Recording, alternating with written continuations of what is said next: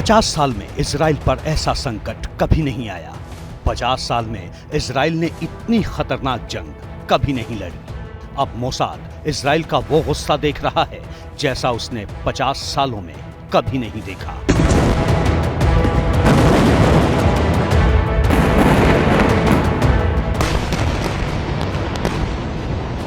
Hamas को जो करना था कर चुका।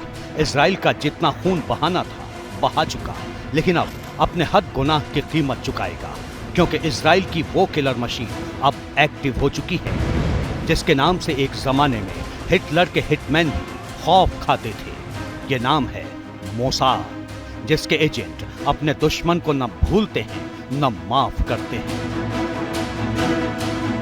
दावा किया जा रहा है कि हमास के दहशतगर्दों को मिट्टी में मिलाने के लिए इजराइल ने मोसाद का नेटवर्क एक्टिव कर दिया है और मोसाद के एजेंट्स अपनी हिट लिस्ट लेकर किलिंग स्प्री पर निकल चुके हैं। सवाल यह है कि इस लिस्ट में किसका नाम शामिल है।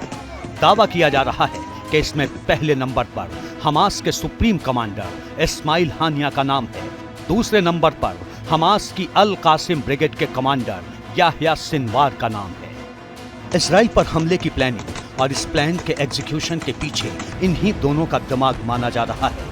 ये इजराइल के लोगों और दहशतगर्दी से परेशान दुनिया दोनों के लिए अच्छी खबर है, क्योंकि जो मोसाद के टारगेट पर आता है वो बच नहीं पाता है।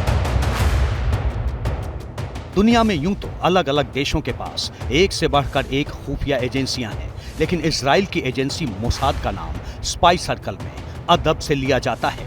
कहते हैं कि मोसाद दुनिया में किसी चीज किसी पावर से नहीं डरता। उसके एजेंट दुनिया की निगाहों से दूर रहते हैं, लेकिन उनके कारनामे सुर्खियों में जगह बनाते हैं।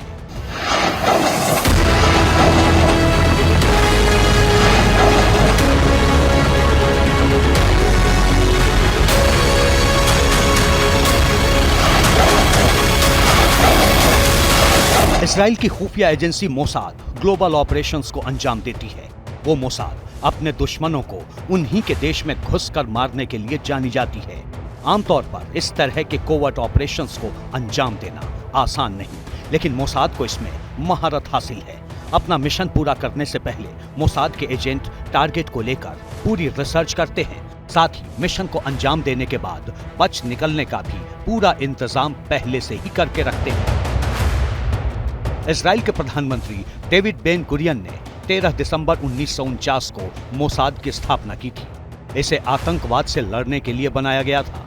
1951 से मोसाद को इजराइल के पीएमओ के अधीन कर दिया गया। इसकी रिपोर्टिंग भी प्रधानमंत्री को ही होती है।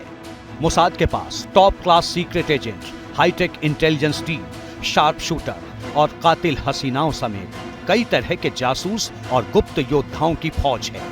इसके एजेंट्स इतनी सफाई से काम को अंजाम देते हैं कि कोई सबूत नहीं बचता।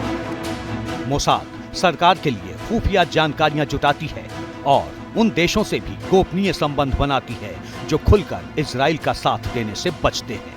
मोसाद सालों से उन देशों को रोकने में खास भूमिका निभा रहा है जो गैर पारंपरिक हथियार हासिल कर इजराइल के लिए खतरा पैदा कर सकते हैं।